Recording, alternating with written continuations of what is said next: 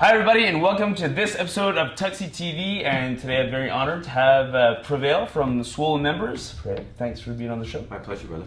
So you guys are here in Moncton touring, part of your new tour, and you also have a new live album that just came out? Yeah, so live at the Fox Theater in Boulder, which is one of my favorite places to play in the world. Always seems to be a great vibe. Obviously you've got so many campuses and college students and university students in Boulder, so the energy is always really up. It was our first and only live album. We recorded that a couple years ago and just decided to put it out now. To be totally honest, these guys are hard at work while we're having fun doing the interview. These guys are sitting around laptops, my nephew and Mad Child, picking out the colors for the vinyl press, finalizing the artwork, the scope and scale for some other things for the new re-release of Balance for next year for 2020, for 2019, sorry. So yeah, everyone else is working hard. I just get to come have fun and hang out with you guys, so thank you. Hey, our pleasure. And what's the difference between, like, for you guys, as far as having a live album release? Is it different as far as the promotion, as far as the prep? Is it the same process? No, I think it's the same ideology and the same applications go behind the medium, right? Mm-hmm. Of course, though, pressing vinyl, it's amazing. I've actually got to say, for hip-hop culture and DJing culture, they saved vinyl. And what a beautiful thing, right? So yeah, I think it's going to be really cool. I actually, to be totally forthright, haven't heard the live album yet. Right. I'm waiting until it's on vinyl till I can plunk it on at the house and listen to it how it should be heard. That's awesome. Yeah. So now you guys are 10 plus albums deep, 19 plus years. Now, who inspires you as far as musically, creatively? Who are people that you're looking at currently, or you know, as far as the process? I'm just curious. Yeah, no, that's a good question. I still stay pretty anchored in my old school. I'm still pretty heavy, you know, CCR, America, Billy Joel, AC/DC, Aretha Franklin, Diana Ross and the Supremes. Like, I've got a bit of that mix of blues, rock, soul music, Motown, R&B. But I like some new cats too. I really like Leon Bridges. I like his last album a lot, and I like what his new album is doing. You know, Raphael Sadiq, obviously. Yeah, I'm pretty all over the board. I just, quite honestly, I just don't really listen to much rap music anymore. Right. Yeah, okay. I tend to draw my influence from outside of that. Now, I'm curious to hear it from you, and maybe everyone watching too. Tell me about the beginning. How did Soul Members kind of start? How long is this episode? Well, I'll start in short. I mean, here, I'll put it in a nutshell. I moved to Vancouver in 1993, just after I graduated with Mocha Only, who used to be in Swollen Members as well. We had a group called Split Sphere. This is actually the best way to say it. Okay. Mocha and I had a group called Split Sphere, and Mad Child was in a group called What the Hell. When Mocha and I moved to Vancouver, sorry, that's me. Oh, good. That's Rob Viking calling me right now. Yeah. I'm like, dude, I'm out back. I graduated, Mocha and I moved over to Vancouver. About December 1993, we were living at a B&B, like a bed and breakfast. And one of our guests, we had heard her on the phone talking to her husband in San Diego, saying, oh yeah, the place is done. Oh great, yeah, cool, honey, okay. They were building a laneway house. Right. Cool, who's gonna move in? Oh, I don't know. And so Mocha and I said, hey, we'll move to San Diego. She said, okay, yeah, done. You guys got the place. Awesome. January comes around, we get on a train, move to San Diego. The husband says, I don't know you guys, you can't live here. So we end up still living in San Diego through some universal energies. Right. I stayed a little bit longer than Mocha living down there. When I came back home, I linked up with one of my homies because I needed a place to stay. I'd been living in California for 7 months.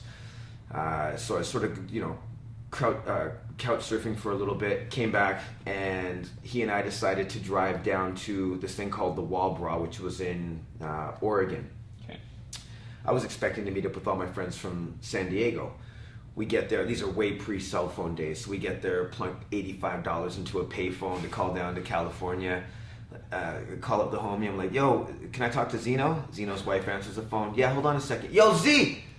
Yo, no, Zeno, you're supposed to be in Portland. What's going on, Doc? Oh yeah, man, wifey wouldn't let me leave the crib. I'm like, yo, me and my boy are sitting down here with nothing to do. So we decided to rip down to the Bay Area.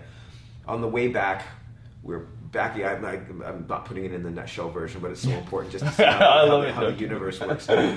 We had told his mom, we're driving a little Nissan Micra. We had told his mom that we were going to Bellis Fair, which is just in Bellingham over the Canadian-Washington state border. As we're backing out of the parking lot, I hadn't quite closed my door. And there was an old school Ford F-150 or something with the big chrome chunky bumpers, and it just literally took the door of the Nissan Micra and went right through where the locking mechanism was. Right. So the whole drive now, I'm trying to hold the door of this little car. We go to Berkeley, California, drop the car off at the only mechanic that will take a car like that, right away and fix the door. And so we get the door fixed. Now we've already blown our cover. His mom knows that we're no longer in Bellingham. I say, well, we're in the Bay Area. Might as well go to San Francisco, walk down Haight-Ashbury Street, and just take it in. Right. Walk into Extra Large store, which was owned by Beastie Boys at the time. Madchild was working there. He had moved to San Francisco. You guys knew each other before? No. We knew of each other, right, but we had never actually met. Okay. Hey man, you're Madchild. Yeah, you're Prevail from Split Sphere. Cool. How's everything? Yeah, I was living in San Francisco. I'm living in San Francisco, obviously. Yeah, I was living in San Diego. Quick chit chat. Hey man, good luck with everything. He was actually on an underground ballot for the Bomb magazine, most dopest underground MC, like up and coming MC in the Bay Area. So I put my vote down for him, threw it in the ballot box. He gave me a bandana as a thank you. Nice. Shook hands. Okay, bro. Good luck with everything. Didn't even think too much of it. What? In hindsight, obviously now it became a huge thing, but came back home, and about 7-8 months later, I walked into a house party, and he was there, and we literally, I'm sitting where Mad would have been sitting, you're sitting where I would have been sitting, and originally there was about 5 or 6 MCs all kind of lined up, right? Everyone's all rapping in a cypher, and then slowly you heard one less voice, one less voice, one less voice, one less voice, and it just ended up being me and Madchild. Not a battle, just not a chest puffy bravado thing, just a show of like, oh, you're skilled. Oh, wait, I got another verse for you too, don't they? Right? And I was freestyling. He was spitting some stuff that he had written, and we went for a walk to the store. The next week we were in the studio, and that was Swollen Members. Unreal. Yeah. Wow. Word up. And just reflect on the history and stuff like that. We talked about that earlier. I first heard of you guys, I used to own a snowboard shop, so of course the staple in any action sports stores, you watch the snowboard videos in the background, right?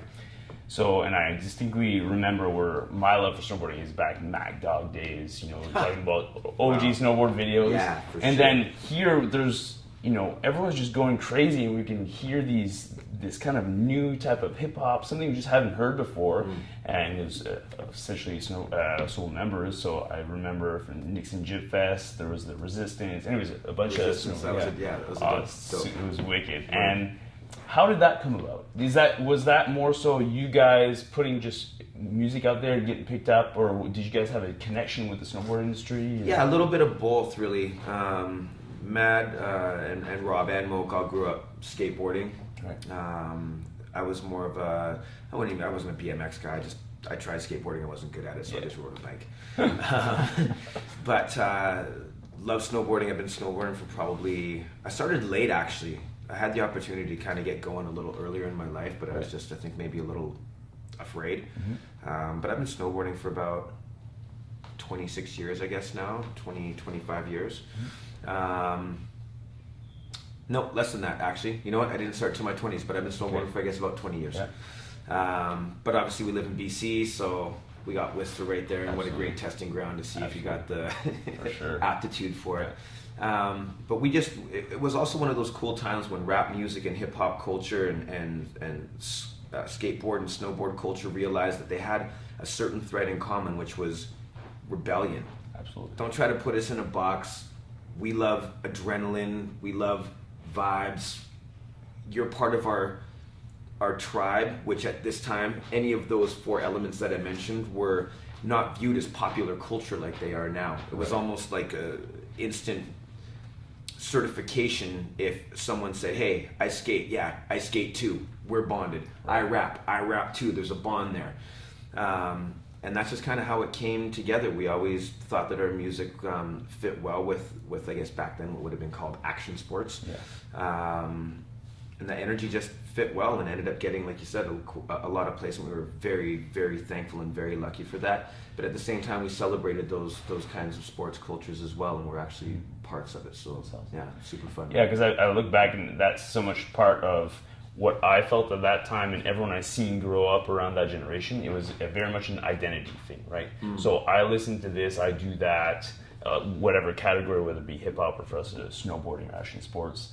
It was cool because it felt like we knew a secret no one else did, right? Exactly. Great way to put it. Yeah. So do you think now, like, I'm just interested in your perspective on that and music, because for me back then that's how we found out about music. We walk into a physical store, hear that playing on the video, and then slowly but surely it would organically grow. I tell him physically, right? So now obviously with the internet, everything's blowing up pretty quickly. Yeah. This is nothing new, but I'm just, now that we're talking about polar opposites then and now, what's the biggest difference you see now, as an artist, as far as spreading, creatively new music, or how? Well, I mean, I have a few different views on it, but let's be totally honest. More people are talking more frequently and in maybe smaller increments, but in more volume than ever before. So as much as you can keep yourself in that loop of conversation, right, the loop gets longer and more oval as it sort of seems to transcend. But the trick, I think, these days is to be able to insert yourself at certain points in that conversation loop to make sure that your name is always being mentioned. Right. It's the same, it's just that the medium is much different. Absolutely. So now you guys are on a big tour, traveling quite a bit, I imagine. I'm just curious, life on the road, what's that like? And where do you find time to relax, and how do you do that if you're gone from home all the time? Speaking from, I'm assuming you're on the road. You're going on a trip after this. Where do you find time to relax, and is it easy to do that when you're not in your element? You're always in a different kind of location, hotel, or whichever. Yeah, well, look, tour life is the complete antithesis of home life. Right. And when I say home life, my home life is different than most people's home lives. I don't mean family and all that stuff as far as kids and wife and all that jazz. But I'm used to going to bed at 10 and waking up at 6, as opposed to going on stage at 12 and getting back to the hotel at 3:30 to wake up at 9 to get back in the vehicle. Right. So it's just a bit of a switch. But I dig it, man. Look, whether we're touring in this beautiful country that we're lucky enough to call home, or we're traveling through the States or Europe or Australia, wherever we're lucky enough to go, I dig the travel aspect of it. We've been a group for a long time, so we also can read each other's energy. Sometimes there's days where everyone wants to go for dinner together. Sometimes there's days where someone wants to walk this direction, the other person wants to drive this direction and see on stage, right? I think that's why we've been a group for so long too, is we're sensitive and aware of that. But for me, this tour has been especially rewarding because my nephew's on the road with us. Very cool. So he does a solo thing, goes by Neph, N-E-P-H, and then he and I have a group called Alpha Omega. So we've been doing Neph opens, we do the Swollen set about halfway through, I bring Neph back up, we do 3 Alpha Omega songs, and then finish with the Swollen stuff. So it's been cool for me to see the road, maybe I guess again, through his lens for the first time. Right. He hasn't been this far out in Canada yet, so we kind of always hit Montreal, and that's about as far east as Alpha Omega has gone yet. So it's been cool for him to see. Very cool. Different cultures. And so now, what can you expect at one of your shows? Now, it's exciting because I hear different types of energy, especially you seeing kind of that newfound light in performing. But you guys are also known for your live performances. I've seen you guys way back. Has that changed for you guys, or I guess? No, I'm still crowd surfing. That's awesome. Matt's still jumping up and down, thrashing his head around. We're still spitting, kicking, drinking, grabbing people by the nape of the neck, looking them in the eye, freestyling, getting rowdy. Nice. It's so important to us. Right.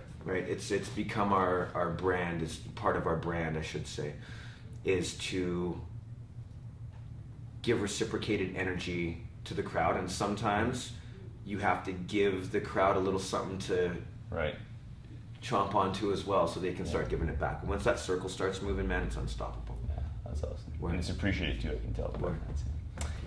So what's next for you guys? What's in the future? We're on tour right now, of course, but new music, anything kind of in the pipeline? Yeah, so we've done, let's see, we did a song with Wonder Girl for a Samsung installation, so I'll leave it at that, but when it launches it'll be quite noticeable, I hope, on that social media loop that we were talking about. We just shot a video at YouTube Studios in Toronto, which was awesome.